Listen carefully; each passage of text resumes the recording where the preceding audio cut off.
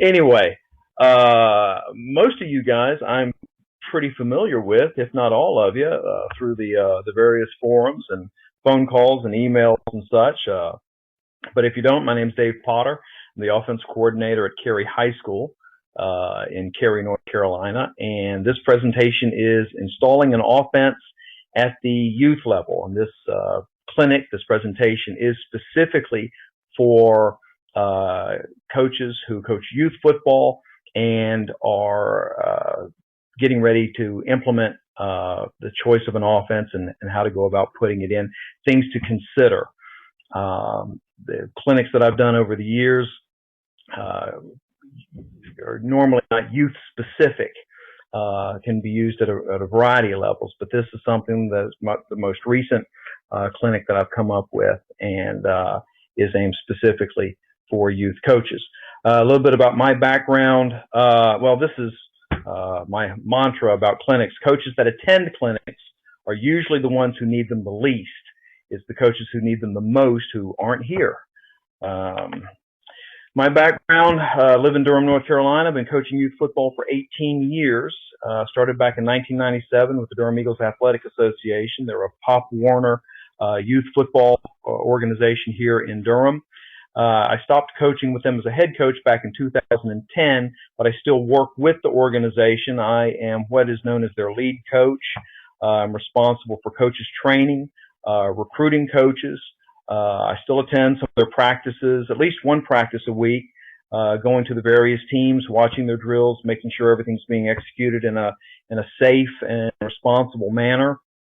So I still do stay connected with the youth game.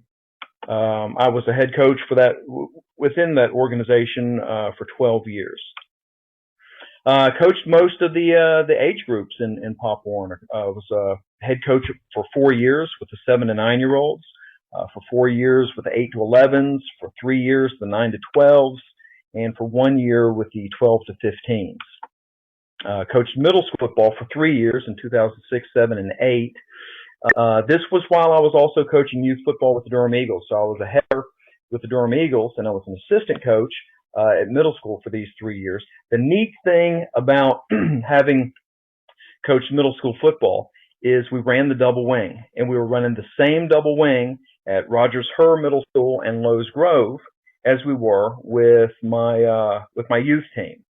So the ability to learn an offense and be able to get twice as much double wing over the course of the same season with different kids, different aged kids, was an incredible learning opportunity and really helped grow my learning of the offense. Been coaching high school football since 2009, so I'm getting ready to go into my 6th year with high school ball, and was a head coach for a couple of years in Durham at Kestrel Heights High School. But for the bulk of my career spent with the Durham Eagles Athletic Association. From 2000 to 2010, we won 10 CFF championships. We went undefeated 8 times, top 16 in the nation.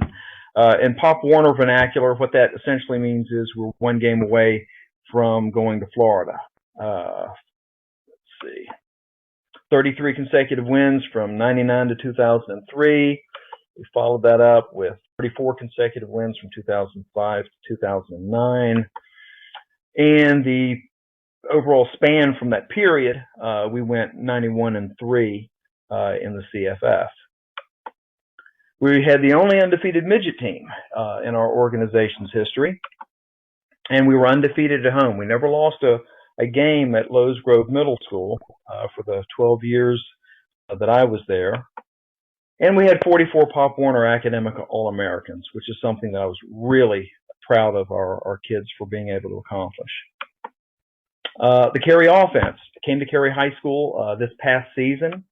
In 2012, their JVs, of which I was the offensive coordinator, not in 2012 though, they won 1 game, scored 49 points on the season, averaged 5.4 per game, and they were last in the league in scoring. We came in 2013, put in the double wing, won 6 games, We scored 294 points, 29-4 a game, and we were first in the league in scoring. So in talking to our kids about what the difference was and why were we so much better offensively than we were in 2012, and the reason that they gave me, well, is we rushed for 3,049 yards. That's not the reason. The reason they gave me was when I asked them what was different, they said that I paid attention to the offensive line. So in other words, we had a comprehensive plan for our offense that focused on our offensive line.